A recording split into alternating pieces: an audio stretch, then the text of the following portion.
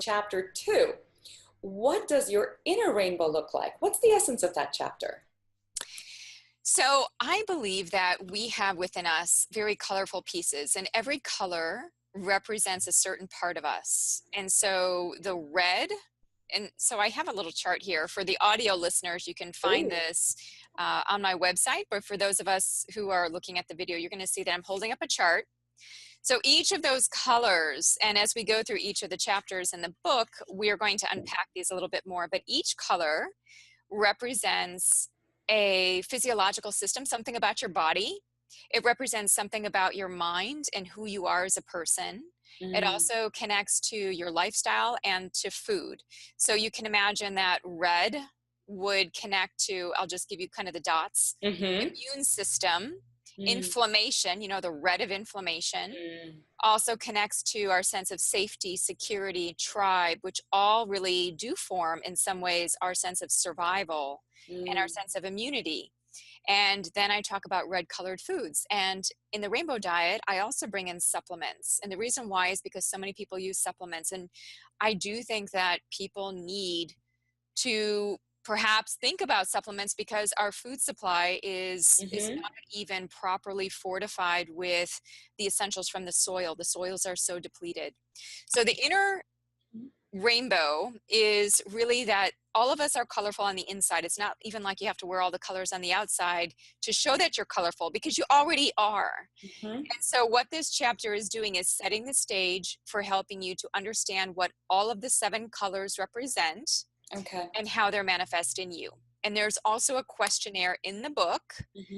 And not only is it, I wanted to make this available to everybody. So it's not just in the book, it's on my website, one of my websites, whole-detox.com. You can just go and do it there for free. It's quite a long though. So it's got like 125 questions. So you have to allow for probably, yeah, I mean, because I'm looking what's the goal of the quiz?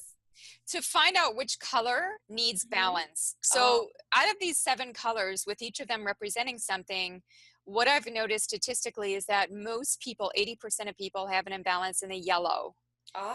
Then a lot of people have another imbalance in the red. And so you'll see as we go through each of the colors what these represent. But for you to know, the only way that you would know is by doing the questionnaire. Like I could meet you and kind of do an assessment and get, just because I know the system so well.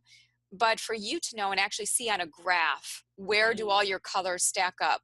Sometimes there's a color that's way out there and it's kind of the one pulling all the other ones. So when one of the colors is out of balance, it's like it makes all the other ones really strained. Now, other times there are 2 things that are out of balance. That's pretty common. Sometimes there are these relationships between the colors, just like when artists learn about mixing colors and how you get different colors from mixing. It's kind of the same thing with this. So you have to do the quiz. I mean, it's of course you do. Of course you do. How else are you going to figure out where the next piece of the information from the book is relevant to you, right? Yes. You know, listening to you, the 7 colors of the rainbow, balance, finding where the imbalances are. Sounds a little bit like the chakra system, isn't it? You know, it is based on the chakra system. So back decades ago when I was studying science, I started to take classes on philosophy, classes. I took my first yoga class when I was 19. Wow. And so that's like 30 years ago when I was, you know, it was kind of a new thing back then. And it made so much sense to me looking at it with scientific eyes that we have this balanced neuroendocrine web within us. So we've got our adrenal glands talking to our ovaries, talking with our pancreas, talking with our heart, talking with our thyroid, talking with our pituitary, talking with our pineal. And each of these, if you look at their function, is connected to something else, something deeper. It has other meaning. So I started to see this even in practice. I'd meet people and I'd say, oh my gosh, they're eating all these orange foods and they're drawn to wearing, like I started to see these patterns that would emerge with people. Or even a woman who had a lot of heart trauma, who wasn't eating a lot of green vegetables. And so having more green vegetables, opening up her blood vessels to help her feel like she had more circulating blood. You know, I mean, really the literal meaning of science is connected to the more symbolic aspects of the soul. And so the way that I look at all these patterns is kind of in story-like ways, that every person has stories.